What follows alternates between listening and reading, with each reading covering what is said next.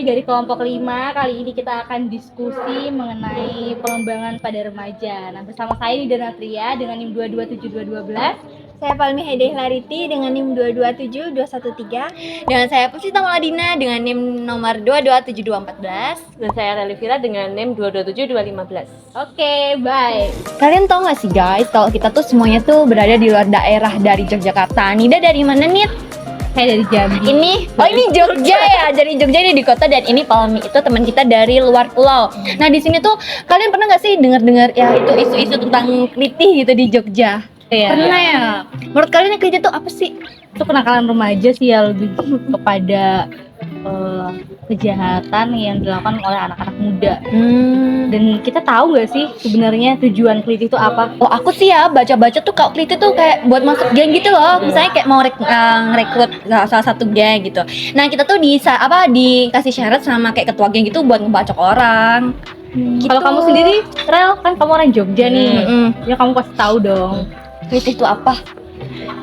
1, 2, 3, 4, 5. Kalau menurut saya itu kelitih itu kan hampir sama kayak begal ya. Tapi kalau kelitih itu dia jarang sih ditemuin kayak dia tuh ngerampok gitu tuh kan. Jadi dia cuma datang nyerang gitu udah. Kalau begal kan kadang nyerang sambil pakai yang ngerampok, kalau kelitih itu enggak. Dan untuk tujuannya sendiri ya sama kayak yang dibilang kita sih banyak yang bilang kalau sebenarnya tuh itu tuh untuk jadi salah satu cara untuk biar mereka tuh diakui oleh geng-geng tertentu. Jadi kalau udah diakuin gitu diapain? Iya masuk geng gitu, direkrut. Tapi setahu aku ya, kelitih itu berorganisasi itu malam-malam gitu ya, terus subuh-subuh juga. Jadi buat kita-kita yang mau keluar malam tuh jujur ya aku juga jadi takut gitu loh kalau mau keluar malam. Iya, apalagi kita perempuan. Terus kayak menurut pendapat kalian nih kan udah banyak nih kasus-kasus kelitih gitu. Terus kelitih itu juga udah kayak nyerang orang baik. Tapi kenapa sih kayak polisi-polisi di Jogja tuh kayak nggak segera menangani kasus ini gitu loh? Itu kan berdampak negatif juga ya sama pariwisata Indonesia. Baik di TikTok tuh yang di komen-komen tuh yang kayak nggak mau datang ke Jogja gara-gara kelitih. Tapi kayak pihak berwajib di Jogja pun kayak nggak segera menangani itu gitu loh. Oh, aku tuh pernah denger ya katanya kenapa kenapa kelitih itu jadi semakin banyak di sini tuh kayak kan udah di bawah umur tuh kan. Masih Nah, di bawah tapi umur. mereka itu dilindungi oleh undang-undang anak. Oh, Nah, undang-undang. kalau menurut pendapat teman-teman gimana tuh? Wah, itu jadi gini ya, kalau ada undang-undang perlindungan anak ya, jadi itu kenakalan kaum remaja menurut aku bakalan lebih besar ya banyak potensinya gitu, buat iya. maju lagi ke depannya. Nah, faktornya kira-kira apa ya yang bikin orang-orang itu sampai kayak gitu? Kalau aku faktor-faktor orang yang ya mereka mau ada tindakan kelitih itu kan. Iya. Itu tadi pertama mereka pengen masuk sebuah geng gitu kan. Nah, terus ada yang bilang juga katanya kalau misal mereka masuk misal mereka kelitih nih terus ketangkep kan di penjara. Nah, itu sebenarnya tuh ada yang bilang katanya malah justru mereka dianggap kayak kayak keren nih, kayak wah ini nih aku udah pernah di penjara loh karena kelitih gini-gini. Jadi kayak Itu suatu kebanggaan ya buat jadi dia. suatu kebanggaan tersendiri buat mereka. Tapi menurut kalian bener nggak sih yang apa katanya Pak Agung gitu, kayak faktor remaja buat kayak pergaulan gitu tuh yang paling kecil tuh faktor dari keluarga gitu, buat kita tuh bisa ngejaga diri. Biasanya kan kritik kayak gitu, biasanya kayak bisa dari faktor keluarga juga ya, mungkin keluarga dia broken home terus dia cari perhatian di luar biar dilihat gitu. Menurut aku gini, kan mayoritas di Jogja itu ada pelajar ya. Iya. Pelajar yang berasal dari luar daerah. Nah, mungkin karena kurangnya wawasan orang tua bisa juga sih ya. Jadi kurangnya wawasan orang tua yang mengakibatkan dia berpikir, oh saya udah bebas dan saya bisa melakukan ini itu tanpa sepengetahuan orang tua. Dan mungkin dia juga karena ya mungkin banyak yang kuliah di luar daerah itu karena sesuatu masalah yang tidak ingin, maksudnya nggak mau deket sama orang tuanya, dan dia lontarkan saat dia kuliah di luar gitu. Iya nggak sih? Iya. Tapi kebanyakan SMP SMA nggak sih? Lebih ke SMP ya, bocil-bocil Iya, SMP kebanyakan gitu. lebih ke SMP. Kalau aku juga setuju sih karena salah satunya faktor dalam keluarga. Karena kebanyakan anak-anak yang melakukan kenakalan remaja itu kan mereka karena kurang kasih sayang, iya nggak sih, kayak kurang perhatian. Jadi mereka tuh butuh perhatian dari luar gitu. Mereka tuh pengen menunjukkan bahwa diri mereka tuh dipandang hebat oleh sekumpulan teman-temannya mereka yang kayak gitu juga mindsetnya. Ya nambahin juga dulu sebenarnya kan aku tuh lulusan SMP yang mereka itu terkenal agak kelitihnya rusuh gitu ya. Gimana tuh? Kelitihnya nggak cuman mereka tuh kayak musuhan sama SMP yang deket itu. Nah, itu tuh kan jadi sekolahku tuh kan ada geng gitu kan. Nah, terus katanya kalau mau masuk katanya itu tuh diadu satu sama lain, cowok-cowok berantem, siapa yang menang bisa masuk. Maksudnya kan kalau dari itu kan juga dari lingkungan teman, dan mungkin ada juga cowok yang apa menganggap kayak aduh gue nggak maco nih kayak gitu. Aku harus buktiin nih kalau aku maco, kalau aku laki gitu. Jadi ya mereka harus pengen membuktikan itu dengan masuk ke dalam geng-geng itu. Nah, tapi menurutku kan juga ada kemungkinan juga ya dari awalnya yang awalnya saling diadu satu sama antara para calon ini bisa berkembang ke ya lu cari target di luar kayak gitu. Bisa ya, intinya juga itu sih dari organisasi terlarang sama dari temen gitu. Itu organisasinya itu dari anak-anak atau orang tua sih biasanya? Ada nggak kayak ketuanya tuh yang udah tua gitu yang malah mendukung faktor-faktor? Atau emang udah klite tuh udah dari dulu nggak bisa hilang kan? Pernah Sultan bilang juga ya, klite tuh udah kayak mendarah daging gitu di Jogja. Sebenarnya tuh klitih tuh dulu tuh katanya awal kata klitih tuh sebenarnya artinya tuh kayak keluar nggak jelas, keliling golek geteh enggak sih? Katanya tuh sebenarnya bukan gitu, sebenarnya tuh kayak kamu tuh keluar kayak aduh aku gabut nih, kita keliling-keliling lah malam-malam naik ride lah gitu. Tapi terus nggak tahu kenapa kok tiba-tiba bisa jadi istilah untuk keluar malam-malam terus melakukan penyerangan. Nah, kalau masalah yang ketua gengnya sendiri aku nggak tahu, tapi mungkin ada peran dari alumni, mungkin ada sih. Terus kayak menurut kalian gimana sih cara kayak kita kan nggak bisa gitu ya nge-stop gitu, tapi kayak gimana caranya gitu loh biar kayak kritik-kritik itu tidak kayak tambah banyak gitu, kayak udah stuck di situ aja. Menurut aku sih kurangnya ketegasan dari pemerintah. Seharusnya juga anak seperti itu harusnya dihukum lebih berat supaya dia nggak ngulangin lagi gitu, karena mungkin dia ini temennya ditangkap terus dibebasin lagi, jadi dia mungkin ngapain nggak apa-apa, gampangin gitu kan, peluang dia buat terus-menerus seperti itu. Dan sosialisasi mungkin juga kurang ya. Seharusnya, tapi gimana ya, mungkin semua sekolah udah sosialisasi, berarti itu kembali kepada faktor yang ketiga, yaitu diri sendiri. Iya, bisa bentengin dirinya. Itu sih penasaran kalian itu nggak sih kayak kliti tuh apa namanya, ciri-ciri kliti kalian tahu nggak sih? Kan banyak nih orang-orang yang kayak bilang kayak ada nggak sih kayak misalnya kayak nggak ada plat nomornya, kayak gitu. Nggak tahu sih, yang jelas mereka pasti bawa senjata tajam, dan itu kelihatan, dan senjatanya itu kelihatan banget karena aku sendiri pernah kayak lihat kan waktu malam-malam itu. Ya untungnya sih sama keluarga naik mobil ya, waktu emang pulang malam gitu. Mereka dibentuin polisi, mereka bawa celurit, bawa pedang gitu. Intinya kalau mam tuh kelihatan banget lah kalau iki lo aku bawa ini. Itu cara ngeliatinnya gimana?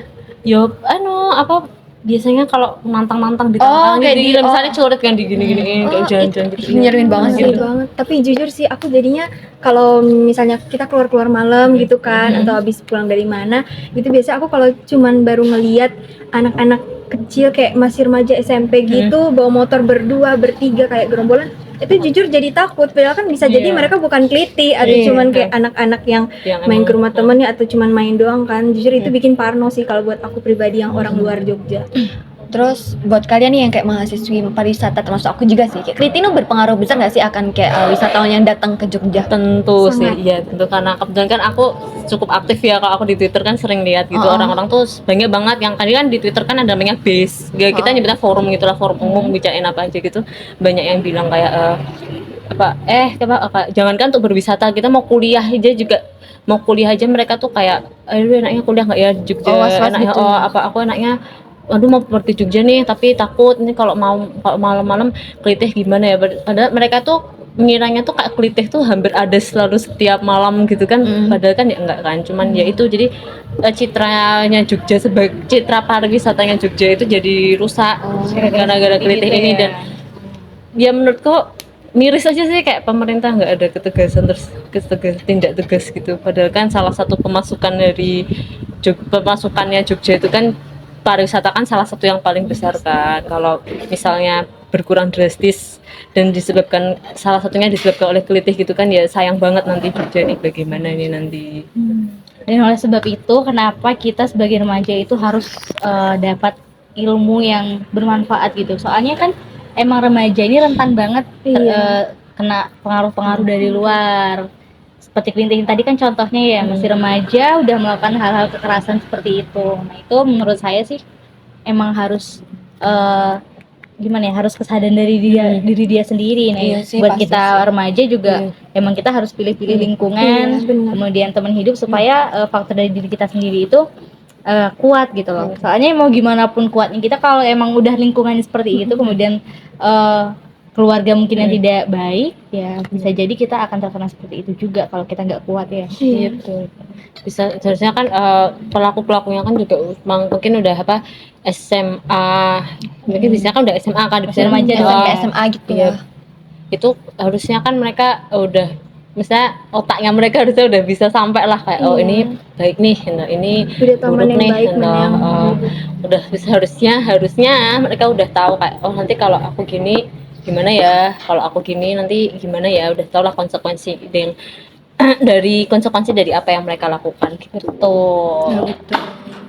Berarti teman-teman kayak setuju lah ya kita kalau misalnya tantangan kita sebagai remaja ini faktor yang paling besar buat mempengaruhi baik buruknya kita tuh lingkungan kan. Iya, Betul. Kalau menurut teman-teman nih aku pengen tahu kita kan pasti punya circle atau lingkungan pertemanan kan.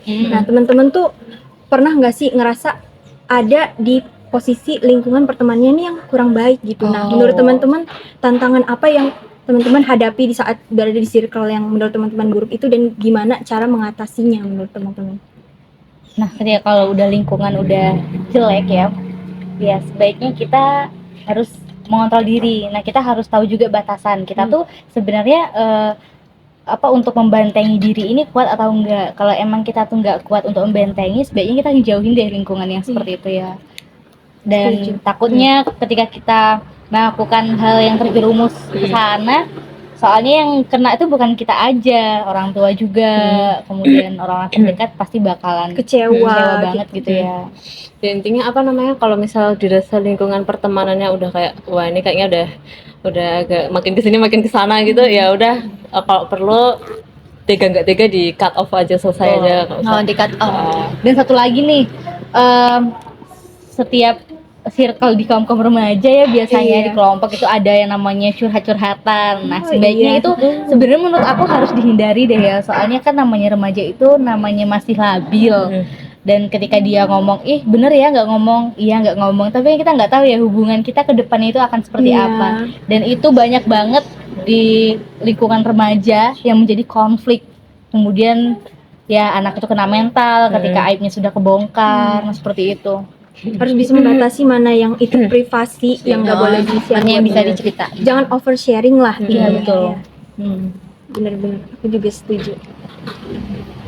Kayak nggak perlu peduli mau kita dibenci apa enggak karena kita meninggalin orang-orang itu kan. Yang penting itu untuk berada di mempertahankan circle yang menurut kita nggak baik tuh bagus banget karena itu juga buat kesehatan kita, kesehatan diri, kesehatan mental. Dan kebanyakan remaja yang melakukan pergaulan bebas itu kebanyakan karena dia mencari jati diri dia. Ketika dia diterima di lingkungan yang dia inginkan, kemudian dia mencari lingkungan yang di luar itu. Nah, ketika dia menemukan lingkungan yang salah, ya maka dia akan mendapatkan pengaruh yang buruk. Nah, kebanyakan remaja juga seperti itu. Dia ingin diterima oleh teman-temannya, kemudian dia melakukan berbagai cara seperti mengikuti apa yang diinginkan temannya itu tadi. Nah, kebanyakan sih seperti itu yang jadi hancur hidup dia. Oke guys, jadi kesimpulannya pada diskusi kita pada hari ini, nah menurut aku sendiri kita sebagai remaja seharusnya kita dapat memfilter pertemanan kita, kemudian lingkungan, dimana kita juga harus membentengi diri kita supaya kita lebih baik dan kita tidak terjerumus akan hal-hal yang tidak baik seperti itu. Menurut Palmi? Nah, menurut aku di usia kita yang sekarang itu kita udah bisa dianggap dikatakan menjadi dewasa. Nah, Remaja kita akhir. juga bisa nggak cuman fisik kita nih, badan kita yang menunjukkan kalau kita udah dewasa, udah gede, tapi juga mental dan pola pikir kita harus bisa membedakan nih mana yang baik, mana yang enggak, mana yang sehat buat mental kita dan mana juga yang bisa membawa kita ke hal-hal yang pada akhirnya juga akan menghancurkan diri kita sendiri. Nah, kalau menurut aku tuh di lingkungan itu yang paling penting tuh ya itu baru tadi sih, yang pertama keluarga,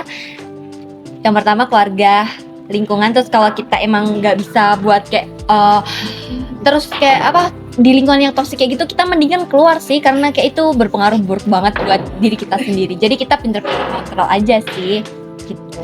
Kalau menurut aku itu sendiri ya intinya kita ya sebenarnya sama sih ya dari yang dibilangin Ida, Palmi sama Pita. Intinya kita sebagai seorang remaja itu seharusnya kan sudah tahu mana yang baik, mana yang buruk. Kita sudah tahu konsekuensi dari setiap perbuatan yang akan kita lakukan. Karena kalau misalnya kita terjerumus ke suatu hal yang buruk, tentu ya itu tadi kita yang terluka yang dampaknya nggak cuma ke kita sendiri tapi juga bisa ke orang lain, terutama orang tua. Nah, sangat disayangkan kalau orang tua kita kecewa pada kita. Betul. Jadi ya kita harus menjaga orang tua kita, guys. Pokoknya buat teman-teman di luar sana yang lagi ada di dalam masalah atau lagi dalam situasi di mana dia bingung menempatkan dirinya, pokoknya tetap semangat karena kamu nggak sendiri. Kita juga sama-sama remaja yang sedang mengalami proses pendewasaan. Semangat. Oke, sekian dari kita Sekian dari kami. berempat. Mohon maaf kalau ada salah. Bye bye.